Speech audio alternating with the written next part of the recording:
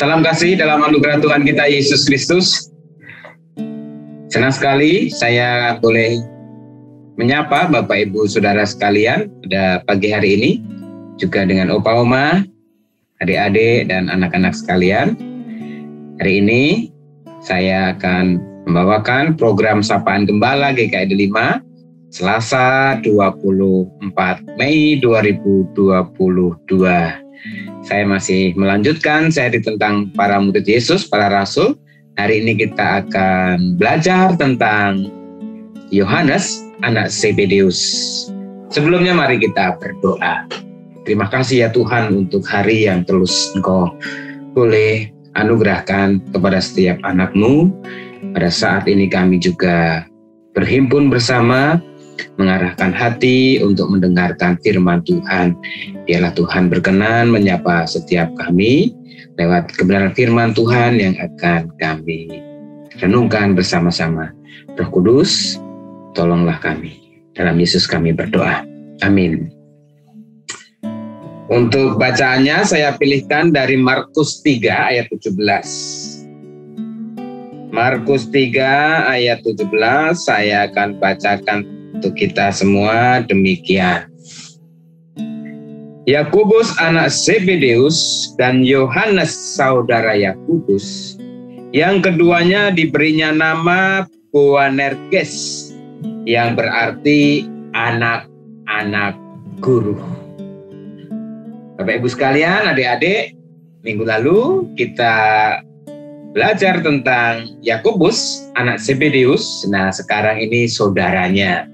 Ternyata kedua orang ini, baik Yakobus maupun Yohanes anak-anak Zebedeus ini dijuluki oleh Yesus sebagai Boanerges, yang artinya anak-anak guru. Kenapa Tuhan Yesus memberi julukan demikian? Bapak Saudara, Zebedeus adalah seorang nelayan. Kehidupan nelayan memang sangat keras karena harus bergelut atau juga berhadapan dengan alam yang seringkali cuaca ataupun keadaannya bisa berubah-ubah. Kadang panas terik, malam dingin, bahkan terkadang ada angin dan badai. Belum lagi kehidupan di tengah laut yang diumbang-umbangkan oleh badai. Kehidupan menjadi sebuah gambaran perjalanan kehidupan manusia yang seringkali menunjukkan bahwa memang kehidupan ini keras. Minggu lalu Bapak Ibu masih ingat?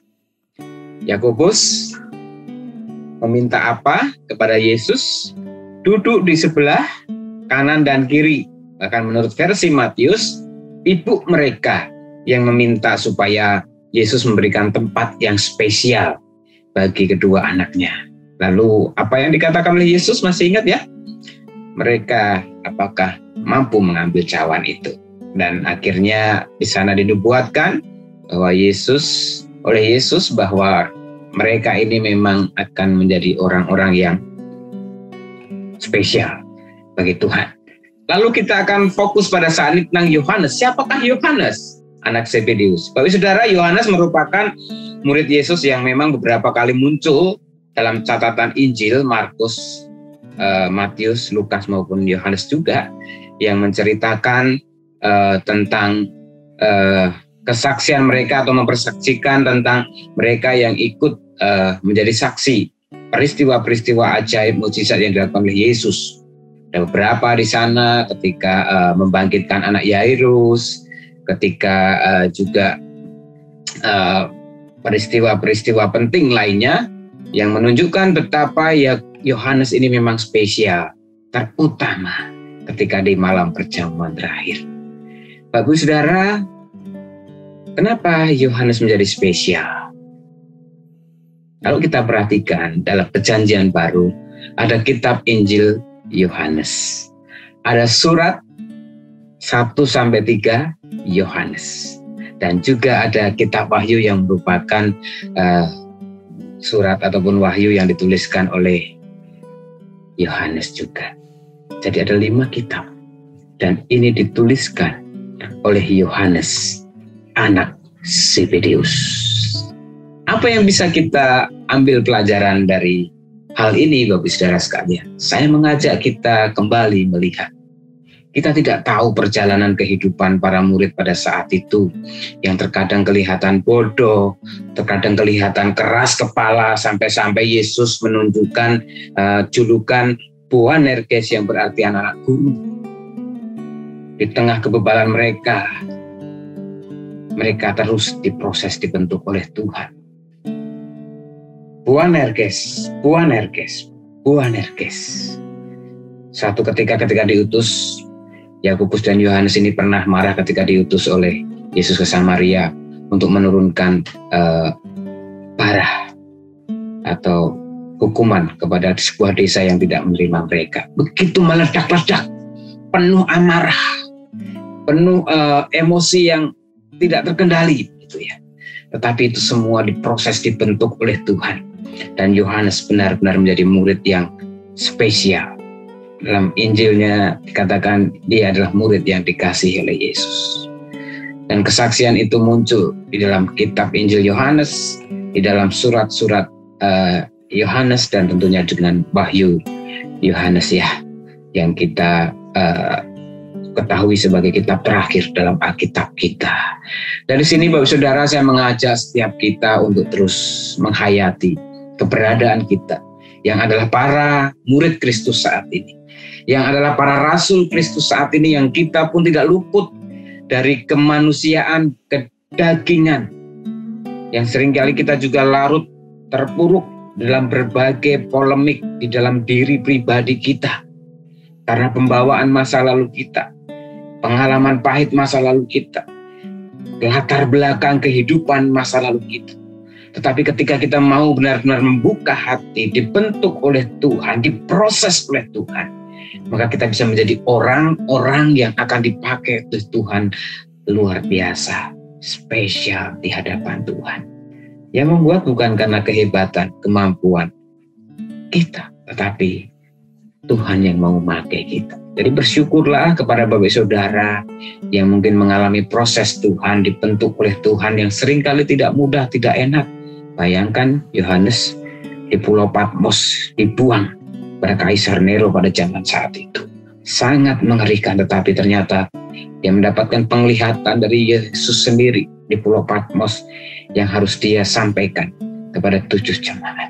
Bapak Ibu yang kasih dalam Tuhan Yesus Kristus, saya mengajak kita kembali menghayati ketika kita saat ini berada dalam masa-masa sulit atau dalam masa-masa diproses oleh Tuhan untuk menahan amarah, menahan kesombongan, menahan keegoisan, menahan emosi amarah kita. Bisa jadi kita tidak ada yang tahu Tuhan sedang memproses apa untuk kita.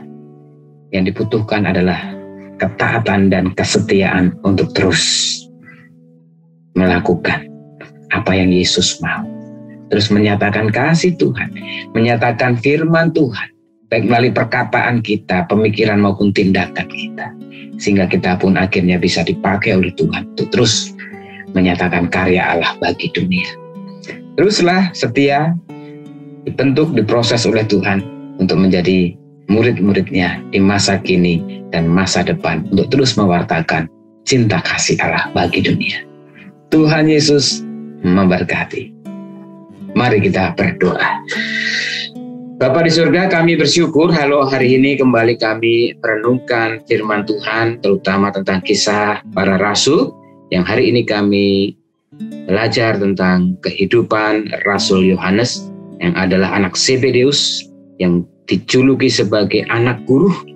Boanerges merupakan orang yang begitu keras, sangat meledak-meledak, temperamen, tapi dia terus dipakai Tuhan, dibentuk oleh Tuhan dengan ketaatan, dengan ketekunan, dengan kesetiaan, hingga akhirnya Yohanes menjadi orang yang luar biasa Tuhan pakai, menuliskan Injil Yohanes, menuliskan surat 1, 2, 3 Yohanes, dan bahkan akhirnya mendapatkan penglihatan di Pulau Patmos. Bapa, kami mau belajar untuk terus merendahkan diri di hadapan Tuhan.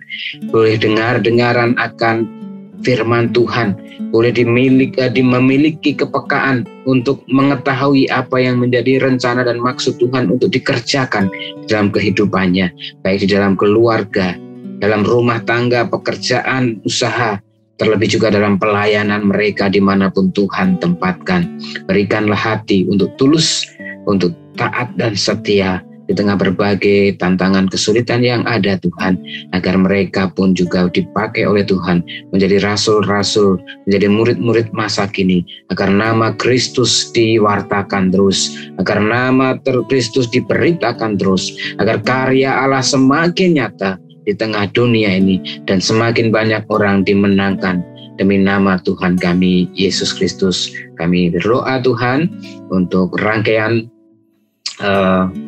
kebaktian kenaikan Tuhan Yesus yang berlanjut dengan doa malam menjelang Pentakosta hingga Pentakosta nanti di tanggal 5 Juni. Tuhan memberkati panitia yang mempersiapkan, mengkoordinir segala sesuatunya, mendapat dukungan penuh dari segenap aktivis jemaat 3D5, karena ini menjadi momen yang baik untuk kami menghayati kebenaran firman Tuhan, untuk kami terus dibentuk dan diperlengkapi dengan firman Tuhan, baik dalam persekutuan maupun puji-pujian yang kami naikkan. Kami terus diteguhkan iman percaya kami untuk terus setia kepada Tuhan. Terima kasih Bapa, kami serahkan hidup kehidupan anak-Mu, umat-Mu ke dalam tangan kasih pemeliharaan Tuhan. Kiranya kasih karunia, kasih setia Allah Bapa, cinta kasih Yesus Kristus, serta penyertaan Roh Kudus senantiasa memimpin, melindungi, dan memberkatinya. Doa ini kami alaskan dengan doa yang telah Tuhan ajarkan kepada kami. Bapa kami yang di surga, dikuduskanlah nama-Mu, datanglah kerajaan-Mu, jadilah kehendak-Mu di bumi seperti di surga. Berikanlah kami pada hari ini makanan kami yang secukupnya, dan ampunilah kami akan kesalahan kami seperti kami juga mengampuni orang yang bersalah kepada kami.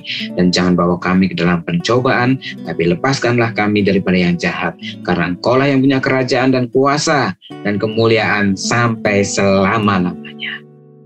Amin.